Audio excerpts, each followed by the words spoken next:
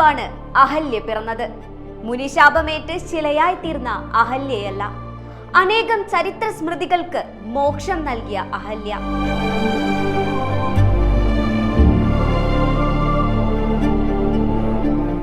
മഹാരാഷ്ട്രയിലെ അഹമ്മദ് നഗറിലെ ഒരു ചെറു ഗ്രാമത്തിൽ പിറന്ന് ഗ്രാമക്ഷേത്രത്തിൽ പൂതുള്ളിയും മാലകെട്ടിയും വളർന്ന ഒരു സാധാരണ പെൺകുട്ടി മാൽവയുടെ മഹാറാണിയായ കഥയാണ് ലോകമാത അഹല്യബായ് ഹോൾക്കറുടെ കഥ.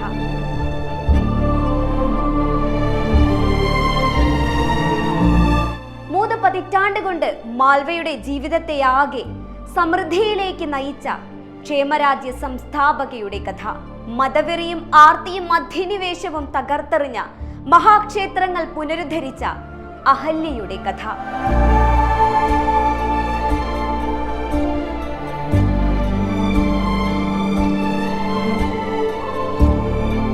കാശി വിശ്വനാഥ ക്ഷേത്രം ഉയർത്തത് അവളുടെ തപസ്സിൽ നിന്നാണ്.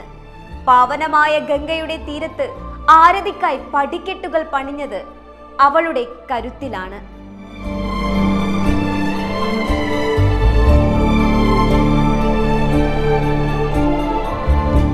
മോക്ഷം തേടി വാരാണസി പുരേശനെ തേടിയെത്തുന്നവർക്ക് മണികർണിക ഘട്ട് എന്ന മോക്ഷഭൂമി ഒരുക്കിയത് അഹല്യയാണ്.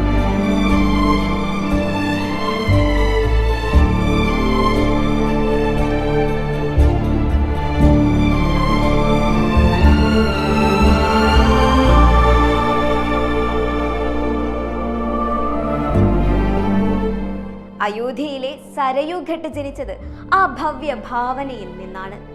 സോമനാഥൻ പുനർജനിച്ചത് അഹല്യയുടെ ഭക്തിയിലാണ്.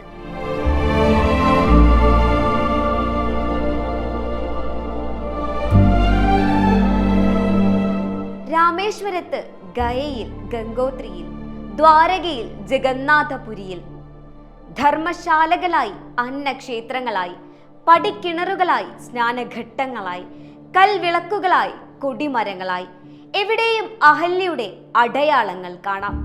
ഏകഭാരതത്തിന്റെ, പവിത്ര ഭാരതത്തിന്റെ മായാമുദ്രകളായി നമുക്കിന്ന് കാണാം. സ്ത്രീ നമ്മുടെ ദേശത്ത്, ഭാരതത്തിൽ അടിമയായിരുന്നില്ല. അവൾ ശക്തി സ്വരൂപിണിയാണ്.